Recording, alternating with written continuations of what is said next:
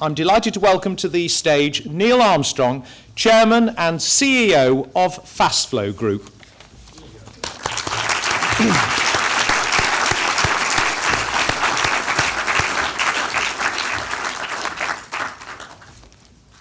Good evening, everyone. Thank you, Adrian. Thank you, Cheryl. And thank you all of you for making the effort to be here tonight on this very special occasion. It's particularly exciting for me. Not only does our sponsorship mean I get to present the Best Film Award, but I also get to speak to you about something truly inspiring, which isn't always the case.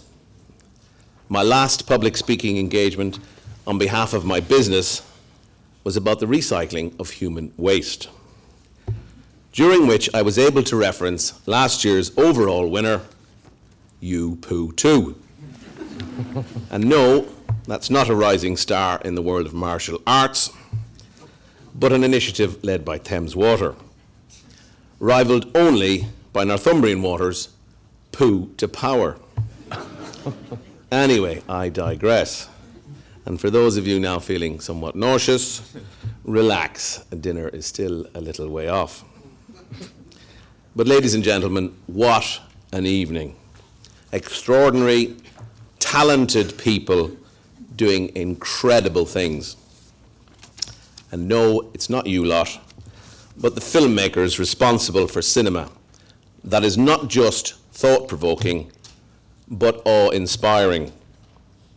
And I'm sure that you will all agree that we owe them a huge debt of gratitude.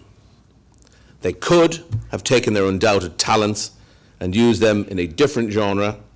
Zombies, vampires, Martians would have probably made far more cash at the box office whilst doing considerably less to address our planet's most desperate issue. Unfortunately, these brilliant films are the exception to the rule when it comes to putting off doing anything positive about the environment, global warming, or sustainability. In life, we are faced with two types of problem. To borrow my GP's terminology, they are either acute or chronic. Now, when the problem is acute, we fix it.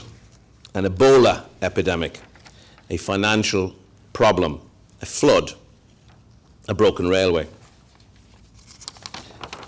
These are quantifiable. We can see them, fund them, and fix them. But when the problem is chronic, with no easy solution, we often default into denial. That denial takes two forms. The first is helplessness. Dad, we really should get a car that doesn't run on diesel. I know, son, but what difference can we make when all those factories around the world are pumping out so much pollution? What difference can I make? That's helplessness. The feeling that we are too small and meaningless to help. What difference can I make by turning off the tap while brushing my teeth? What difference can I make by installing solar panels? What difference can I make by sending a corporate mail shot electronically? It's only a few sheets of paper folded into a few more envelopes. And then there's delegation. Why should I buy a different car? The manufacturer should make them more environmentally friendly. The government should make diesel illegal. Essentially, someone else is going to fix this. Now, I know because I have these thoughts quite regularly, more regularly than I'd like to admit. They excuse my lazier moments. They excuse my guilt. It means that I can convince myself that I'm not really part of the problem, or indeed the solution. Now, isn't it a good thing that Alexander Fleming didn't leave it to someone else to fix things, or we would all still be dying from chest infections? Isn't it a good thing that Martin Luther King didn't leave it to someone else to fix things, or segregation could still be a reality across swathes of the United States. And really, isn't it a good thing that Emmeline Pankhurst and the suffragettes didn't leave it to someone else? Or this could be an all-male event. And that's a frightening thought. And it really is in our hands to decide whether our children and grandchildren are proud that we didn't leave it to someone else. Or else the world will really reach a tipping point. And this really is the key to the problem. It is about us. When we delegate this massive responsibility, we tend to delegate to governments, who we hope will put long-term planning for humanity before short-term policy making. But here's the paradox. The average democratic cycle around the world is in the range of 4 years. The second 2 years are spent campaigning for the next election, seeking immediate headline-grabbing success. So you can understand why global sustainability for our children is not on the front page of the typical party manifesto. But as these films demonstrate, the problems don't go away. Did you know that the two fastest growing epidemics in the world right now are starvation and obesity? That's right, starvation and obesity. That's quite staggering, actually. Yes, while millions do not have enough food to survive, millions more are bringing the health services to their knees by eating themselves to death. This appalling trend, which says so much about the distribution of resources around the globe, is why we can't wait for others to do something. The world's population flocks to cities without adequate sewers. Urbanization without sanitation is a one-way road to apocalypse. If we really care about sustainability, we can't just think about tomorrow. We have to think about the world in 50 years' time. Our children's world, their children's world. We're faced with a choice.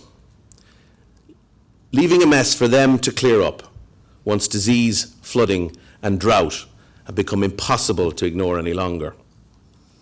Or we can take responsibility now. Now, you can all put your wallets away. This isn't a request for money. It's a request to join me in thinking differently, in doing something about this problem now. We all know someone who knows someone. Let's lobby them to get the environment back on the agenda, to start the process of change.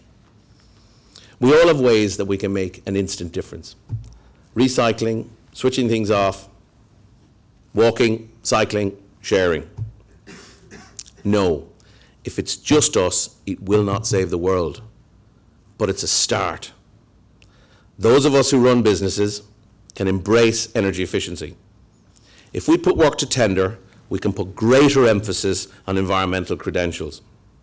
My own business, the Fastflow Group, majors on ethical procurement, and we are looking to do more, much more. We know that by improving the efficiency of infrastructure, we will help the environment. Did you know that from the point that energy is generated to the point that it is used, we lose 40% of it? That's correct, 40%. And that's just in the UK. I dread to think what that number would be in sub-Saharan Africa. Now, someone might come up with a brilliant way to correct that massive waste in a Thomas Edison light bulb moment, but let's not wait. Let's draw on the example set by the filmmakers here today who've chosen to throw their creative genius behind the planet's biggest issue. It's almost a year since I spoke here last, and in that year, more than 1 million people have died as a result of unclean water. Over 3 million children have died from poor nutrition. This problem grows exponentially. Next year we'll witness even more needless tragedy, millions of times over. If that's not a chronic problem, then nothing is. Let's not just be inspired by these great films and this brilliant night. Let's do something, every single one of us, to help create a greener, fairer world. Because if we don't do it, no one else will. Thank you.